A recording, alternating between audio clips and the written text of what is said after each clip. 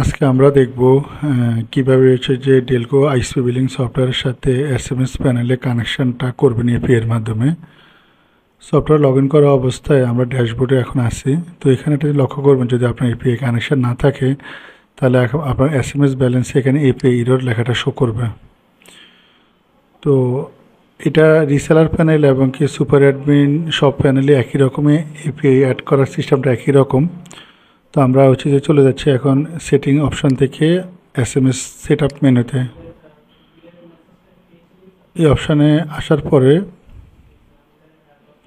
আমরা SMS API settings এই মেনুতে ক্লিক করব।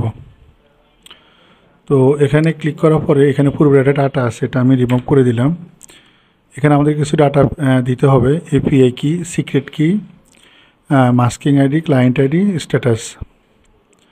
তো এই ইনফরমেশনগুলো নেওয়ার জন্য ডেলকো যারা এসএমএস ক্লায়েন্ট তাদের এরকম প্যানেল অলরেডি দেওয়া আছে সবাইকে। এই প্যানেলে আমি লগ ইন করলাম। তো লগ ইন করার পর আমার এখানে বাম পাশে যে টেকনিক্যাল ডিটেলের যে মেনুটা আছে আমি সেটার উপরে ক্লিক করলাম। ক্লিক করার পরে এখানে আমার যে এপিআই কিটা শো করতেছে, আমি এটা কপি করলাম, পেস্ট করলাম। সিক্রেট কিটা আমি কপি করলাম, সিক্রেট কি আমি পেস্ট করলাম। মাস্কিং আইডিটা হচ্ছে আপনাদের যে এসএমএস প্যানেল লগ ইন করার যে ইমেল আইডিটা বা হচ্ছে ইউজার আইডি, সেটা আপনারা হচ্ছে মাস্কিং আইডি হিসাবে ব্যবহার করবেন। আর যারা মাস্কিং প্যানেল ইউজ করে থাকেন তাদেরটা হচ্ছে যে মাস্কিং আইডিটাই ওরা ইউজ করবেন। এখানে এটা একটা নন মাস্কিং প্যানেলের ভিডিও, আমি সেটা করতেছি।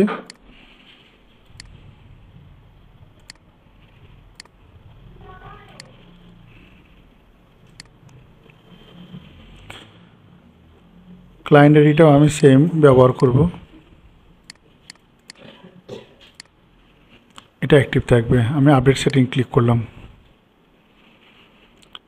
আপডেট সেটিংয়ে ক্লিক করার পর আমাদের এসএমএস প্যানেলের সাথে আমাদের সফটওয়্যারের এপিআইটা কানেকশন হয়ে গেছে এবং কি এখানে এসএমএস ব্যালেন্স যেটা শো করতেছে 980 টাকা। আমরা যদি সফটওয়্যার প্যানেলে আসি তাহলে এখানে 980 টাকা দেখতে পাচ্ছি। এবং আমরা যদি ড্যাশবোর্ডে আসি, ড্যাশবোর্ডে আমরা এখন দেখব যে আমাদের যে পরিমাণ টাকা থাকার কথা এটা অলরেডি আছে। সম্ভবত এখানে একটা এসএমএস হয়তো ব্যবহার হয়ে গেছে।